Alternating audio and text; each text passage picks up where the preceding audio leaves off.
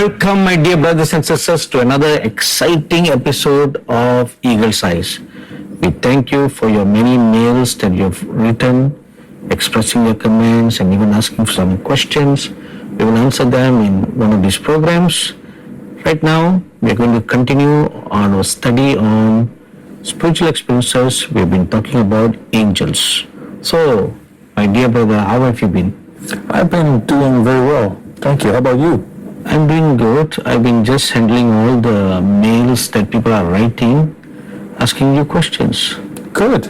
So in the next few programs, I'm going to field all those questions to you. To me? Okay, good. Yeah, because most of them are addressed to you. Is it okay to say I don't know? Yes, of course. All right. But many of them are just people writing about their dreams or their visions. They're asking for interpretation. Anyway, so we last talked about angels, and we specifically talked about the angel of judgment. So we saw through several scriptures, and continuing that, there is another group of angels called the angel of the waters. Now, this may sound very strange. What is angel of the waters? Does it mean they are mermaids?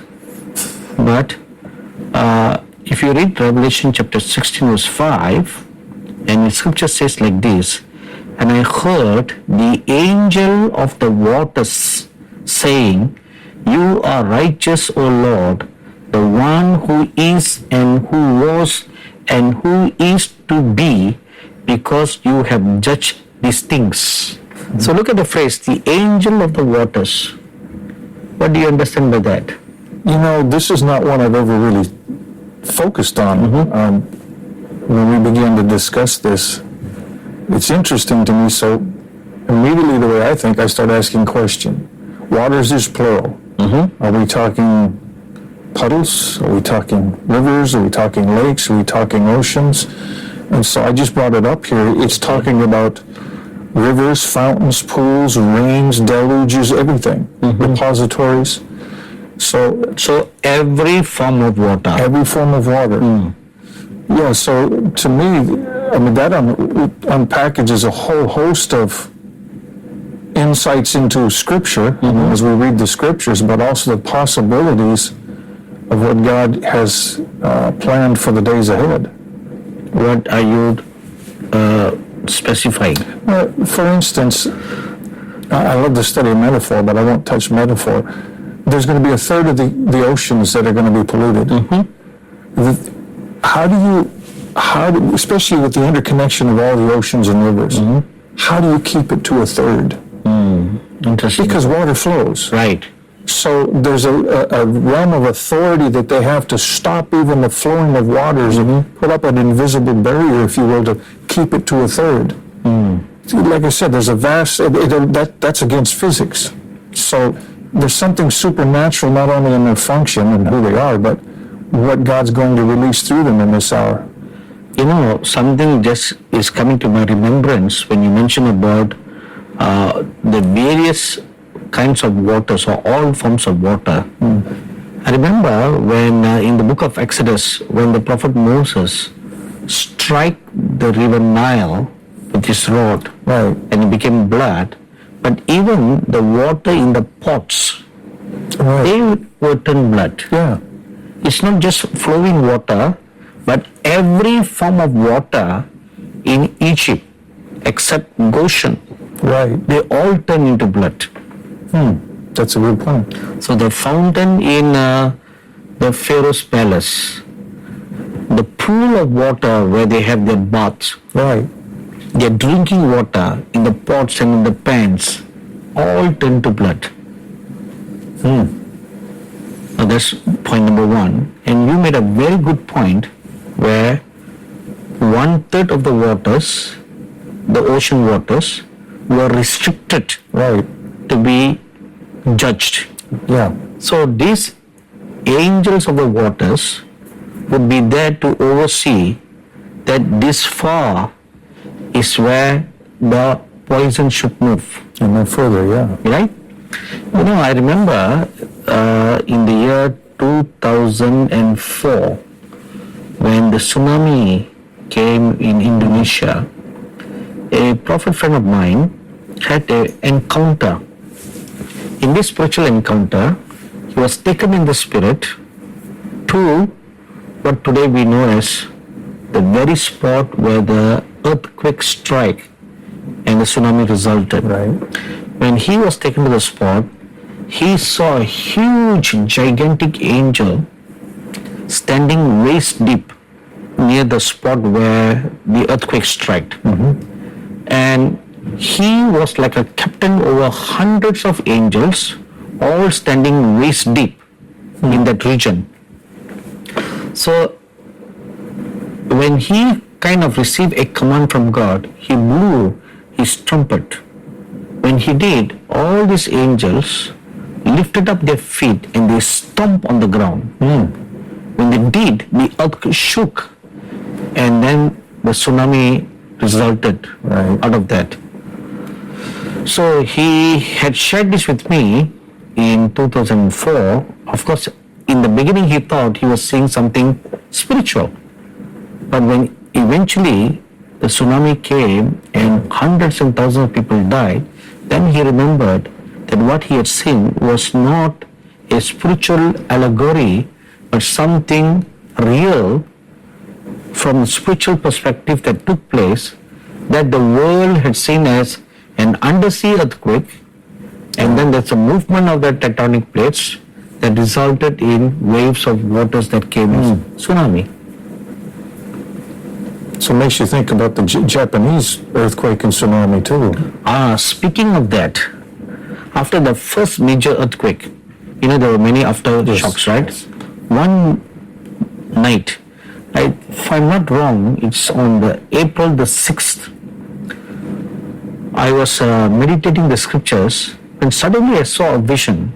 In the vision I saw 3 pairs of legs walking on the waters. As I looked deeper, closer, I saw angels walking on the waters.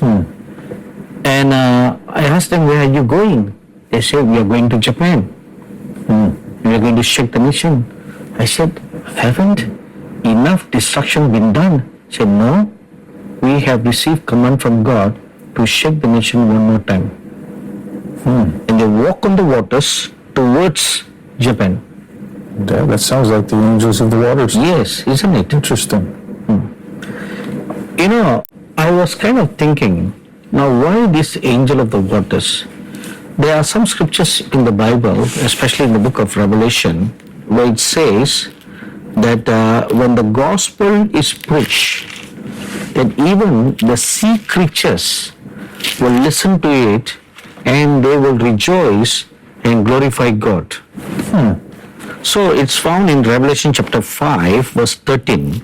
And every creature that is in heaven and on the earth and under the earth and such as are in the sea and all that are in them heard I saying, blessing and honor and glory and power be unto him that sits upon the throne and unto the Lamb forever and ever. So look at the phrase there, in the sea. So all the living creatures in the sea, they are blessing and honoring and glorifying God. That's powerful. In Revelation 7 verse 2, it says, then I saw another angel who had the seal of the living God rise up from the east. He had cried out in a loud voice to the 4 angels who were empowered to harm the earth and the sea. So, again, is that the angels of the waters, or are we talking about a class this that is has another different angel. authority over the angels of the waters? Yeah. Yes. So every time, now this really answers a question I had in my mind long ago. When there's an earthquake, and there are lots of references in the Bible that 75% of the time when there's an earthquake, it's a judgment of God. Yeah. So it is a judgment of God. But we have scientists who explain that earthquakes are a result of the movement of the tectonic plates. So I always wonder, when everything is peaceful and quiet, what causes the plates to move? Right. And then they come up with a reason saying, oh, because of the pressure that's building up. Right. And that causes tension and stress. If that's the case, there should be tension and stress all the time. Yeah. The way to sin in this world. Right, not only specific times. Right. But looking at the scriptures and the experience that my friend had, which I just shared with you, that clearly explains what causes the plates to move. I have no doubt about that. You know, along the Washington coast, there's called the Cascadian Rift. Mm-hmm. And they said this one is so dangerous, it's even more dangerous than the San Andreas Fault. Oh, really? Lots of pressure. But they said, I mean, scientists have literally come out and said, if I were you and you lived on the coast, I would move now. Oh. But people have prayed and they have seen angels standing out there. Uh-huh. But they mistakenly, according to what we're talking here, perhaps, have thought, oh, that's God stopping it. No. I think they're at attention until God says start it. Mm-hmm. So that's an interesting thing. Yeah, they're talking about, most people don't know the geography there. You have the Pacific Ocean, and this is only about 200 miles off the coast, maybe. Then you have, in Washington State, the peninsula and the Puget Sound, and then you have the cities of Seattle, where everything's there. Then you have the Cascade Mountains. They're saying everything up to central Seattle, where there's a freeway called Interstate 5. Okay. Everything west of that, gone. Be gone. Because the earthquake, they think I've heard estimates, they believe this earthquake will shake for 5 to 10 minutes. Oh my. And the tsunami will be 200 feet tall. Wow. That's massive. So if it comes inland, then a major portion of the northern part of the U.S. will be gone. All the way down to Northern California, all the way up to Canada.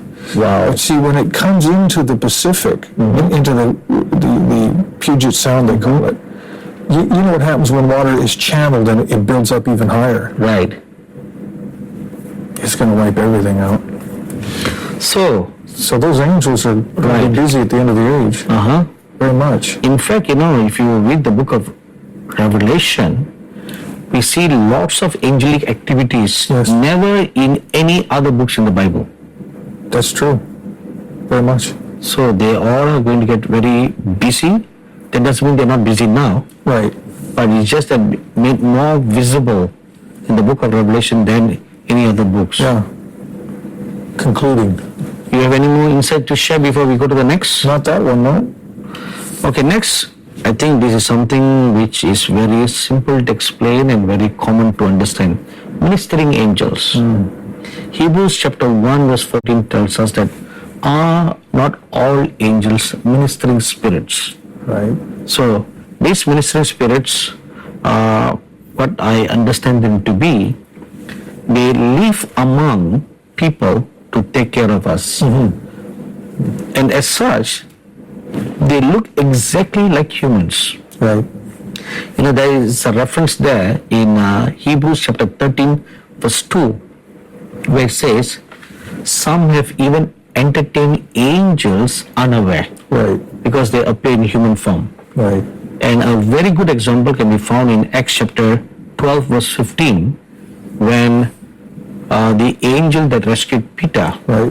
when Peter went to knock on the door where the disciples were all gathered, the servant girl opened the door, she looked at Peter, she was so shocked, she slammed the door, and then she went and told the disciples that Peter's come, and the disciples reacted very coolly, saying, oh, it's not Peter, he's still in prison, that's his angel. Yeah. So it seems to me from the way they very calmly and coolly reacted that angel in human forms was a common occurrence in the first century church. Yeah, it didn't surprise them. No, they were not surprised at all. Have you had any encounters with ministering angels that look like humans? I don't know, they were in disguise. But actually, I've had some amazing testimonies from people I know. Let me tell you this one. This man is a Native American apostle from Alaska. and his wife was diagnosed with 4-stage cancer. Oh, wow. Medical science could do nothing. So they decided to take a trip all the way down to Mexico for alternative medicine, they call it.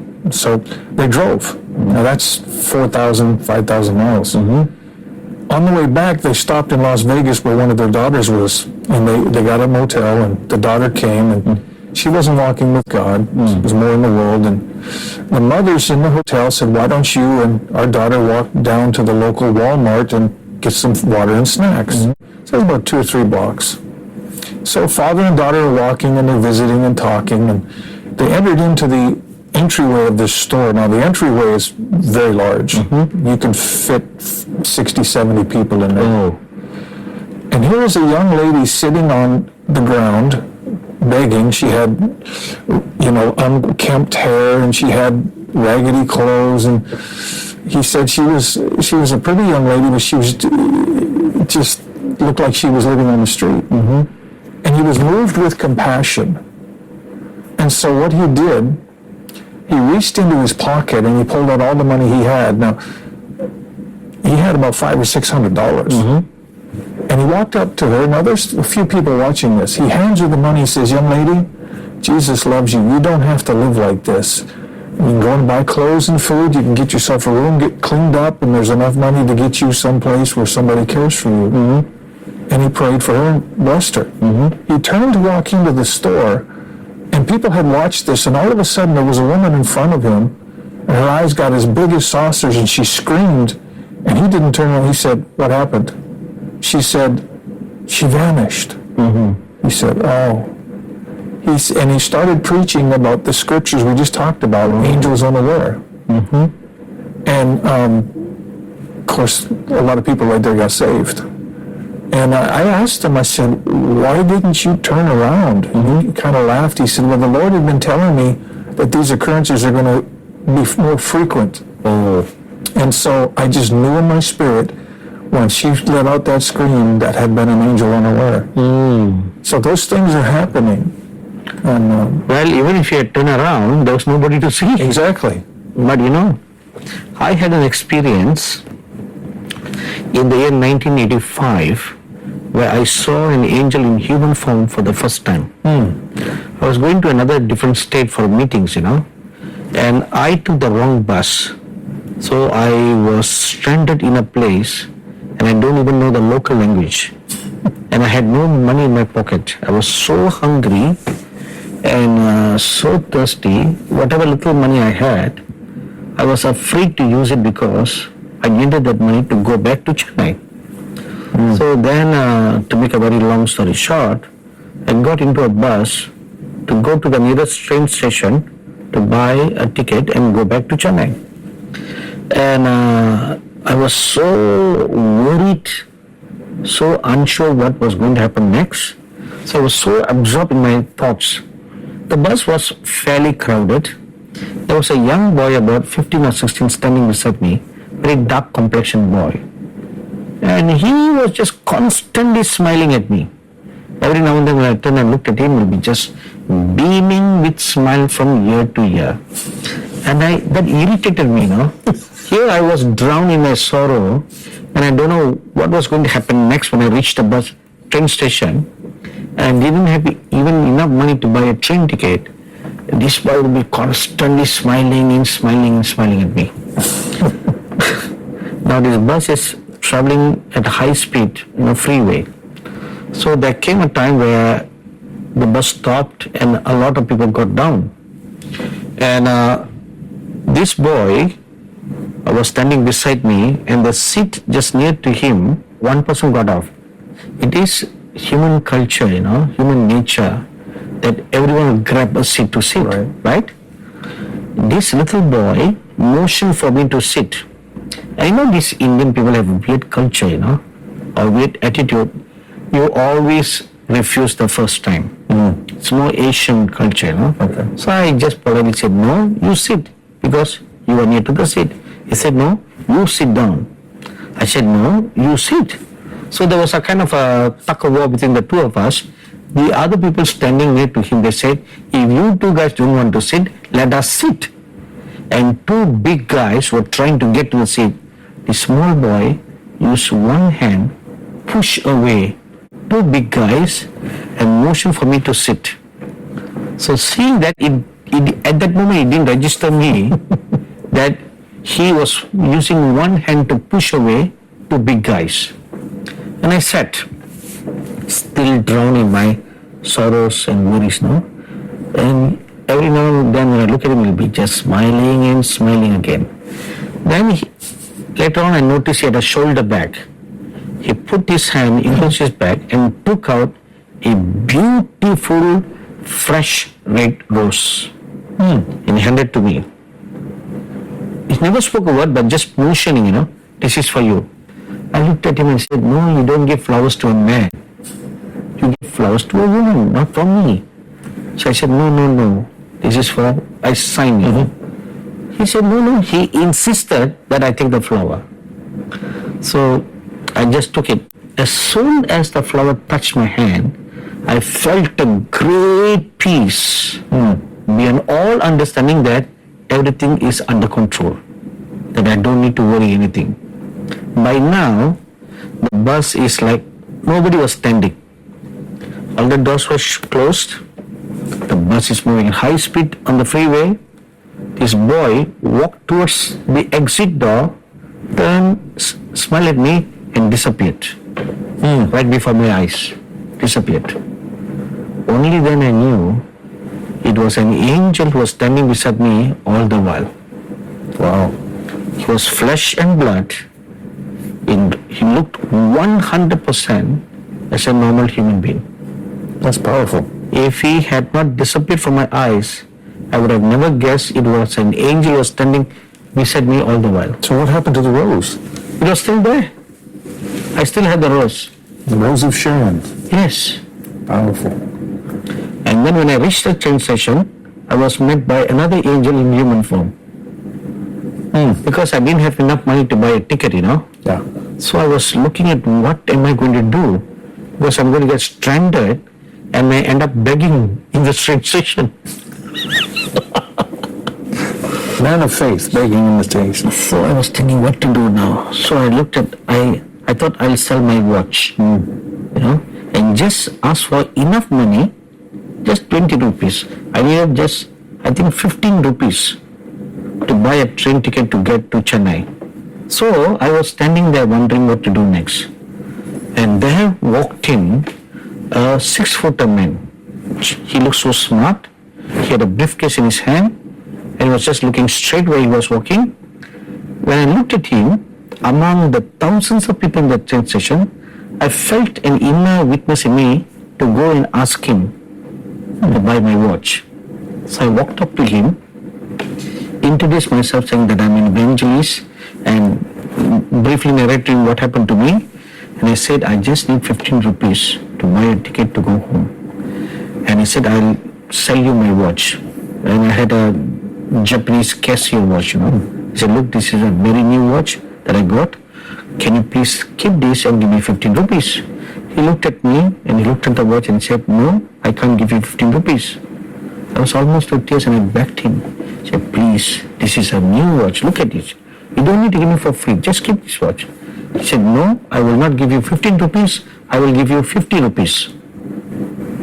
He insisted that he will give me 50 rupees and not 15. So I said, okay. He took my watch and he gave me 50 rupees. So I went and bought a ticket and I asked him, sir, where are you going? He said, I can't remember what he said. He said, I will meet you at the platform. So I bought the ticket. I went over to the platform. There was no one there who was a 6-footer. Everybody was just, average Indian of 5.5. Never a 6 foot. This guy clearly stands out among the crowd. Right. But there was no one who was a 6-footer. And no train came by during that short span of time. And he had no other way to get out. No. Wow. That was the second incident. And the third incident took place in Nepal. This is as real as the first incident. Two men who was so shabbily dressed, unclean. He was standing and talking at the foothill of a mountain. We had lost our way now, so we needed to go back to the main trail, and by then we have lost 3 hours. So we could never reach our destination for the first night. So when we walked past by these two men, again I felt an inner witness to ask these men for help. So I told my associate, let's ask them for help. So we told them a predicament. They said, you poor thing, you need to go back to your main trail and then start your journey. So I asked them, is there a shortcut? And the man smiled at me and said, where we are standing right here is the shortcut. If you walk up this mountain, you'll catch up in time and make it. I said, oh, that's so great. So we asked them for direction. Say, how can we go? He said, come on, we'll show you the way. You know? And we were carrying about 30 to 40 pounds of backpack full of Bibles and tracts. And to walk uphill is going to be a task. And the two men volunteered to carry our bags. So I gave, and they were walking up the mountain effortlessly, even not panting for breath. Without a backpack, I was still panting for breath, walking up. So when I looked at them and I thought, oh, because these are local people, they're so used to walking up and down, they don't need any breath. So when we reached the top, the other man was telling a companion which route to take. Follow it. Look at the people all walking in that direction.